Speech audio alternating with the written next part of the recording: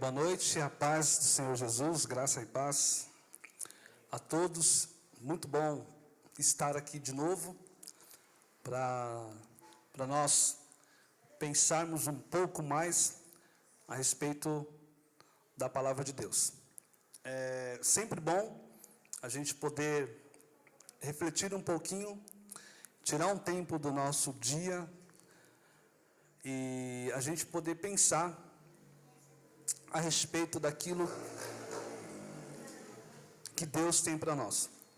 Eu tenho pensado muito sobre a nossa conduta como cristãos e algumas coisas me vêm à mente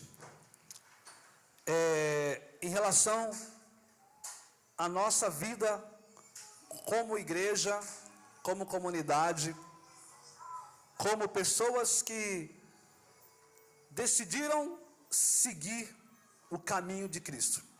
Como eu disse uma outra vez aqui, antigamente nós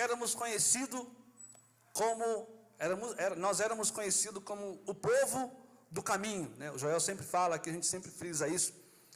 Na história da igreja, até Constantino, ele colocar o cristianismo como uma religião, nós éramos conhecidos como o povo do caminho. Povo do caminho porque decidimos seguir uma ideia, uma filosofia, um jeito de pensar, uma maneira de ser. E essa maneira de ser, de pensar, ela vem pautada por princípios e valores apresentados por Cristo. E o texto que eu vou ler essa noite, ele fala disso. Ele fala que uma vez Jesus assentou-se, né, junto ao mar, como era de costume, e começou a falar. E o capítulo 13 de Mateus, que é o capítulo que nós vamos ler, versículo 31, todo o capítulo 13, boa parte dele, na verdade, a maioria vai falar onde Cristo fala por parábolas. É um capítulo que Mateus dedica às parábolas de Jesus. E vamos ler. Capítulo 13 de São Mateus, do Evangelho escrito por Mateus, os versículos 31 até o 32. Vamos lá? Outra parábola lhes propôs, dizendo: o reino dos céus é semelhante a um grão de mostarda que um homem tomou e semeou em seu campo, o qual é, na verdade, a menor de todas as sementes, mas crescendo é maior que as hortaliças, e se faz árvore de tal modo que as aves do céu vêm aninhar-se em seus ramos. Eu acho fenomenal. Eu tenho um livro que, como o pastor Jonas Madureira fala, você não pode sair dessa vida sem lê-lo, sem dar pelo menos uma folheada nele. É um livro por título As Parábolas de Jesus. Como Jesus ensinava, como Jesus, a maneira como ele propunha a filosofia do reino. E ele usa as parábolas para poder falar de coisas que as pessoas ainda não entendiam muito bem. Eu presto muita atenção na maneira como Cristo ensinava, porque era muito isso aqui que nós estamos fazendo aqui. Não havia preocupação com argumentos teológicos, não havia uma preocupação com o que iria acontecer se havia alguém ali olhando Cristo de uma forma diferente, tentando. Havia pessoas com esse intuito de achar em Jesus uma falha, porque a forma como Jesus se aproxima das pessoas, é isso que me encanta, porque ele usa uma linguagem que eram linguagens do povo, era uma linguagem que alcançava a multidão, e todo mundo queria ouvir Jesus, todo mundo queria estar perto de Jesus. E ele fala no capítulo 13, ele vai falar da parábola do semeador, depois ele explica o propósito das parábolas, e também ele vai explicar, ele vai falar da parábola do trigo, do joio, e essa que nós acabamos de ler.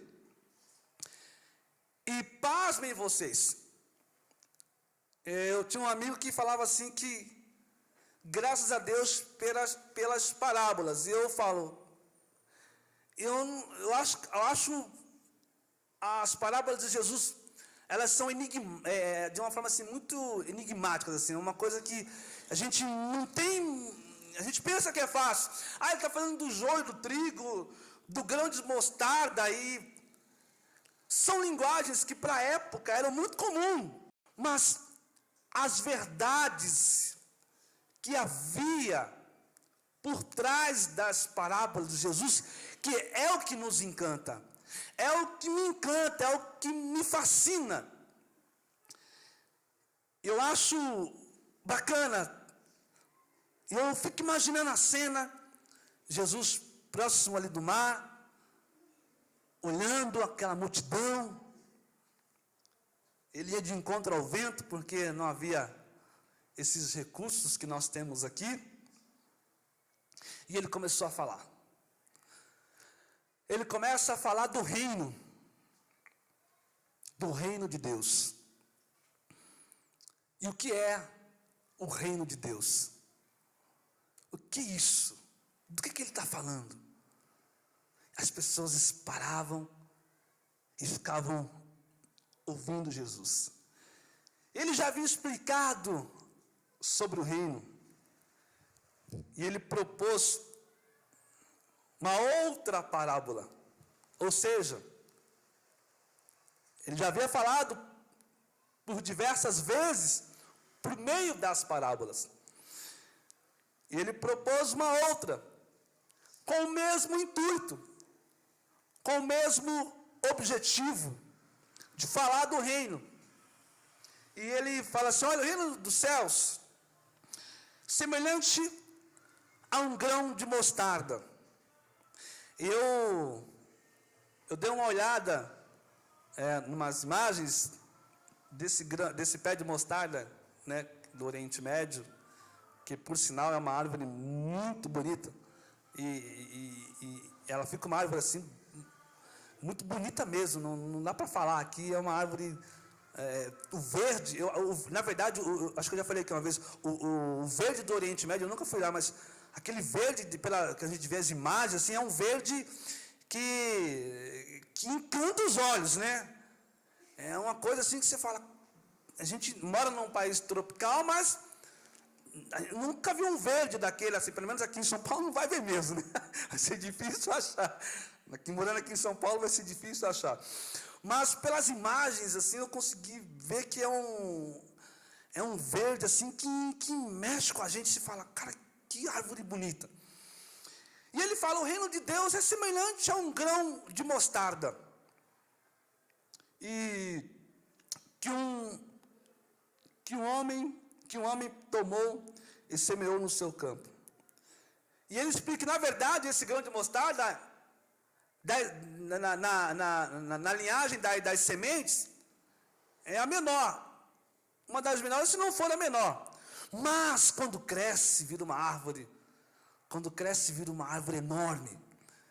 E o que me chamou a atenção é que essa árvore, falou em mostarda, nós pensamos logo num ketchup, num cachorro quente. Não tem ninguém que fale mostarda, não lembro logo de um cachorro quente, de um hot dog. Ou seja, lembramos de alimento.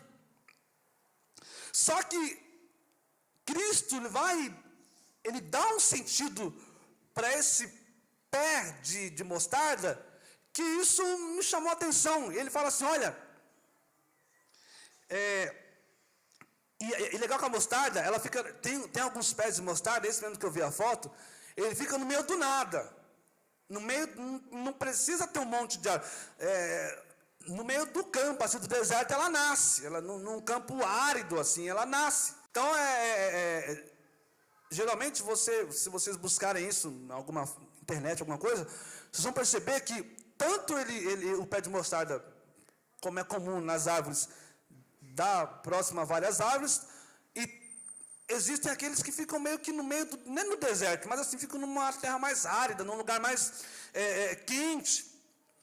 E Cristo, ele fala que esse pé de mostarda, que cresce, e tem uma explicação que ele dá que é legal, que ele fala assim, olha, isso vai servir para que as aves do céu, no sol causticante do que é o Oriente Médio, elas vão vir repousar aqui. Ele não fala do alimento, ele fala dessa árvore como um repouso para alguns pássaros, que naquele calor estrondoso, eles olham para aquele pé de mostarda, olha ali eu posso voar e descansar, porque ali tem uma sombra, existe uma sombra. E por que nós estamos falando isso aqui, de pé de mostarda? Né? Por que Jesus falou disso? Que o reino de Deus tem a ver com um pé de mostarda. Por que Cristo falou de uma semente assim que é tão pequena, a gente passa e passar numa feira, você vai olhar assim, você não vai dar nem importância. Mas quando você olha a árvore, essa árvore veio daqui, dessa semente, como é que pode? E existem algumas verdades que eu gostaria de a gente pensar aqui. A primeira delas é quando a palavra de Deus, ela começa a fazer sentido para a nossa existência. Quando essa palavra, porque antes da palavra, da parábola da mostarda, Jesus ele fala da parábola do semeador. Então, a primeira coisa que a gente tem que pensar nesse capítulo 13 aqui, é de como essa palavra está sendo injertada nas nossas vidas. De que maneira ela está chegando até nós. De que maneira essa palavra tem entrado em nós, para que através do tempo, ela possa construir raízes, e essas raízes cresçam, e nos fundamentem em um princípio, que é o princípio do reino de Deus. Primeira coisa que eu gosto de pensar, e quero dividir com vocês esse pensamento, é em relação a até que ponto essa palavra de verdade tem entrado no meu e no seu coração. Até que ponto? E de que forma nós estamos abrindo o nosso coração para poder receber essa palavra, essa semente. Porque o que eu vejo aqui, que logo após a explicação da parábola do semeador, porque a parábola do semeador, existe uma semente que deu certo, que plantou e ela virou uma árvore. Só que na parábola do grão de mostarda, na do semeador, cresceu a árvore e ficou a árvore.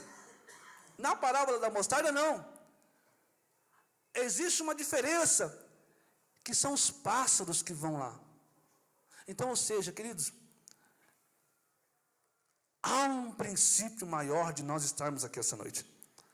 Há um princípio maior, há uma vontade de Deus maior, para que essa palavra, hoje pregada aqui, esteja chegando aí no seu coração.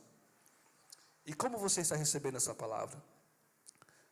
Será que nós estamos de verdade com o coração aberto para poder receber essa palavra?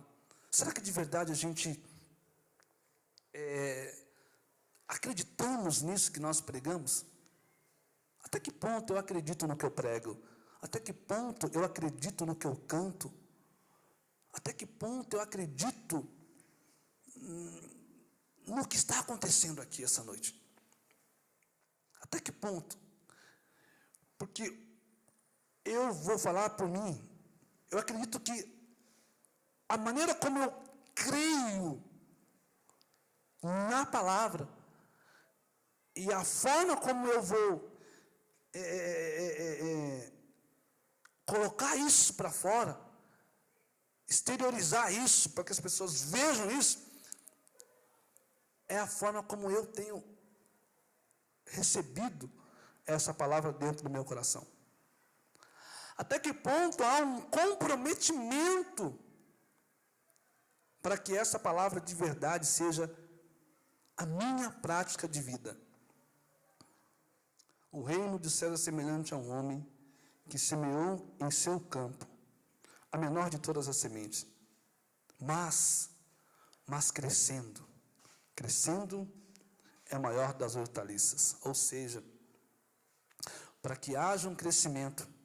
E quando a gente fala de crescimento, existe um erro muito grande das pessoas. As pessoas, eu já vi muitas pessoas pregando e falando que não, a parábola da mostarda é a fé. Você vai lá e você vai crescer, vai ser alguém, e Deus vai te dar. Como as pessoas, elas interpretam as escrituras de uma forma muito errônea, de uma maneira sem passar, elas passam por cima de detalhes aqui que não é isso que estão falando aí, não. Esse crescimento aqui não é um crescimento financeiro, não é um crescimento de ter alguma coisa, não. É um crescimento, é uma maturação dentro da própria palavra de Deus. Porque não está falando de crescer como profissional, como um bom, um bom orador, no caso da gente que gosta de falar, um bom professor, você vai conseguir tudo o que você quer. Não, porque a semente, a partir do momento que você guardar a semente no seu coração, você vai crescer, você vai ser e acontecer. E não é isso. Não é isso. Não é isso. O crescer aqui não tem nada a ver com isso. Primeiro ponto é esse. Até que ponto essa semente está de verdade dentro do meu coração? Segundo ponto, quando essa semente ela entra no meu coração, automaticamente há esse crescimento. E o crescimento que eu posso chamar aqui de maturidade espiritual. E maturidade espiritual é muito subjetivo, né? É muito abrangente. Mas a gente vai pegar uma linha de pensamento, de raciocínio, a gente poder não abrir muito. Vamos ficar com o crescimento na própria palavra. No crescimento de querer aprender mais de Deus. Aí, eu vou abrir um parênteses, que o salmista, ele fala assim: a minha alma tem quê? Tem sede de ti. A gente não canta aqui? Que a minha alma tem sede de Deus. Quando a palavra, ela entra em meu coração, e eu permito que essa palavra, ela seja a bússola para a minha existência, algumas mudanças vão acontecer na minha vida. E uma dessas mudanças é a sede de querer estar próximo de Deus, de querer conhecer a Deus. Buscar-me-eis e me achareis quando me buscares de todo o teu coração. Então, quando eu tenho a convicção de que eu estou no caminho certo, Quando essas dúvidas que eu coloquei no primeiro ponto para nós analisarmos aqui, quando eu já ultrapassei o limite da dúvida, eu sei que Cristo, que a palavra, que estar aqui de verdade é algo que Deus propôs para mim. Segundo ponto, eu abro o coração e permito que essa semente, ela cresça, ela vai tomando um jeito, ela vai tomando uma forma. E quando eu permito que essa semente comece a crescer na minha vida, eu começo a ter sede de Deus. E sede de Deus é algo maravilhoso. Sede de Deus é querer estar perto de Deus. A gente não presta atenção. A gente fala, eu tenho fome, né, de Deus, eu tenho sede de Deus. Por que nós falamos de fome e sede? Irmãos, quando eu falo de fome e sede, eu falo de subsistência humana. E o mínimo para que eu e você existamos, e para que nós, como gente, caminhemos e passamos a existir, um desses princípios básicos é a subsistência. E ter sede é algo que Deus colocou em nós. Quando eu estudei genética, nossa, assim, foi uma das matérias que eu mais gostei no curso. Quando fala do DNA, da nossa estrutura, de como nós somos formados, do porquê que o alimento da terra, esse alimento é o único alimento que o corpo humano, é meio que assim, é meio que uma vestimenta para o corpo humano. As vitaminas compõem a nossa existência. Assim. Então, quando eu falo de fome e de sede, eu não posso ficar só no campo desse pensamento superficial. Não, eu tenho sede, eu tenho fome, e tudo bem, vou lá, tomo um copo com água, como alguma coisa e acabou. Mas o que é sede? O que é a fome? O que é ter sede de alguma coisa? Fica o dia inteiro num sol quente, meu irmão, sem tomar um gole, um pouco d'água para você ver. Passa um dia inteiro sem comer. Quando chega às 6 horas da tarde para ver como é que tu está. Assim, a gente está falando de uma maneira muito simples hoje aqui, para a gente poder, talvez, entender o que Cristo quer passar para a gente. Então, assim, eu gosto de pensar, quando eu falo de fome, não adianta eu falar só de fome, eu tenho que pensar como é ter fome. E como é ter sede. E essa sensação da fome e da sede, que vocês já pensaram aí, porque eu falei aqui, essa sensação, a vontade de comer que você tem quando tem sede, é essa sede, é essa fome que o salmista escreve. Eu tenho fome e tenho sede de Deus. Ou seja, eu preciso me alimentar de Deus. Eu preciso que Deus seja o meu alimento. E a sede da alma, a sede do espírito, a sede do corpo, a gente consegue sentir. Agora, a sede da alma, ela é tão imperceptível, ela é tão tênue, que se nós não tomarmos cuidado, a gente passa batido.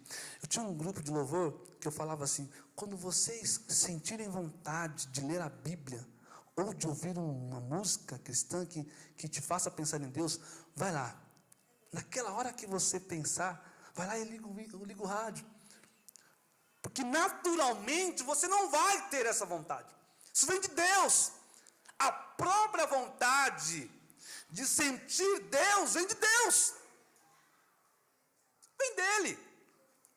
Então, o segundo ponto que eu gostaria de pensar é isso. Essa semente vai crescer. Crescendo, faz com que eu tenha sede de Deus. E tendo sede de Deus, eu quero buscar a Deus. Eu quero estar perto de Deus. E quando eu estou perto de Deus, quando eu reconheço Deus como o ser da minha existência, eu passo a praticar. Aí, já não está no campo de receber. Já sai do campo. Até agora eu estou fazendo do campo de receber. Eu recebo a palavra, eu tenho sede de Deus, eu quero estar perto de Deus. Quando eu compreendo isso,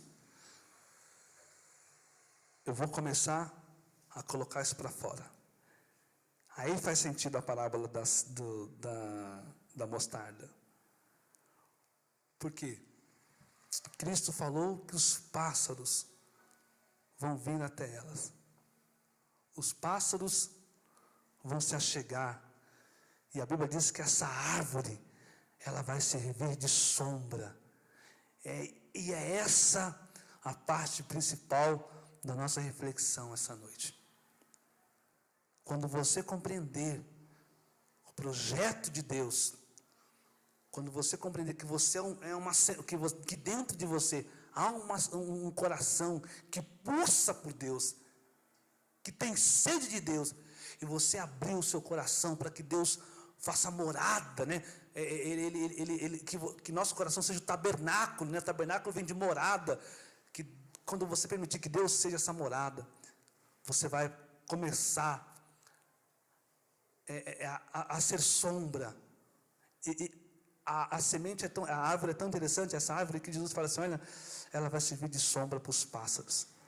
Ela vai servir de sombra para quem precisa de um acalento, de um descanso para a alma. É disso que Cristo está falando. Os pássaros, existe uma representatividade dos pássaros, de pessoas que vão se achegar até a gente, porque vão encontrar em nós uma sombra, um sentido para viver. É essa mensagem, é essa verdade que está por trás dessa parábola. Porque um dia, quando essa semente crescer, é como se Cristo falasse, quando essa semente começar a crescer dentro dos vossos corações, e vocês compreenderem a grandeza do reino, a magnitude do reino, quando vocês começarem a ter sede de Deus, e Deus for tudo para você, quando Deus for tudo, vocês serão como árvores, e as pessoas como os pássaros voando no sol causticante, quando verem vocês, vão olhar assim, ali eu posso me refugiar, porque aquela pessoa ela tem algo que me traz paz. Ou seja, nós vamos servir de sombra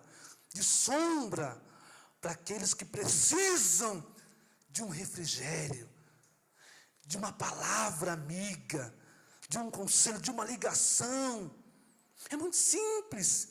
Nós vamos lidar com pessoas que a nossa vida vai ser como uma árvore sombrosa, aonde todos vão querer estar próximo de nós, porque em nós há algo que não há lá fora. E você não vai precisar se caracterizar como um crente, não é o estereótipo aqui, é o que está aqui dentro. Você vai esboçar o que está dentro de você. É por isso que quando eu chego no trabalho, às vezes, ou quando você chega, você não entende quando alguém pede para conversar com você. Eu fui almoçar na casa de uns amigos hoje, e eu estava conversando com o Cleiton, que é um grande, e ele falou assim, às vezes eu estou na empresa, a minha sala parece um confessionário. A minha sala, Marcelo, do nada, daqui a pouco entra alguém, cara. Aí, esse dia entrou o cara da manutenção lá e começou a mexer não sei no que, nos computadores lá, numas peças lá. Mas eu vi que o cara queria conversar alguma coisa. Aí daqui a pouco começou a falar e se abrir. Outro dia foi não sei quem. Eu lembro que esse dia eu cheguei para trabalhar. Aí, tem uma senhora que trabalha com a gente, é serva de Cristo também. E ela falou assim, meu irmão, e nós começamos no corredor. A gente começou a falar de Jesus no corredor lá da PAI. Daqui a pouco eu comecei a chorar, irmão. Eu esqueci que eu estava na PAI. Peguei o crachá e coloquei aqui dentro. E nós ficamos meia hora era o horário do café. E eu comecei a chorar. E eu comecei a falar de Jesus, a gente começou, mas foi algo tão bom, que ela falou assim, Marcelo, deixa eu ir trabalhar. Eu falei, deixa eu ir trabalhar também, senão a gente vai ficar o dia inteiro aqui. Ela estava passando por uma questão em casa, e eu peguei a Bíblia no celular, comecei a ler um texto, e foi algo tão simples, mas naquele momento eu fui sombra para aquela irmã, fui sombra. É disso que Cristo está falando. Que Deus nos abençoe, que Cristo nos ajude, que nós coloquemos essa palavra em prática, e que quando alguém chegar até você, você seja sombra, seja refrigério para aquela alma. E saiba que nós também às vezes precisamos de alguém que seja a nossa sombra. Nós precisamos de alguém também que nós, com quem a gente possa contar, porque afinal de contas somos feitos da mesma matéria. Que sejamos árvores, sejamos aqui um arvoredo com pessoas e pássaros. Em algum momento nós seremos os pássaros atrás de sombra, em outro seremos a árvore que vai servir de sombra. Eu não sei em qual momento você está agora, se é aquele que você precisa de uma sombra, ou se você está sendo uma árvore. Mas independente do que for, o importante é estar com essa palavra dentro do coração. Deus abençoe a todos, em nome de Jesus. Amém.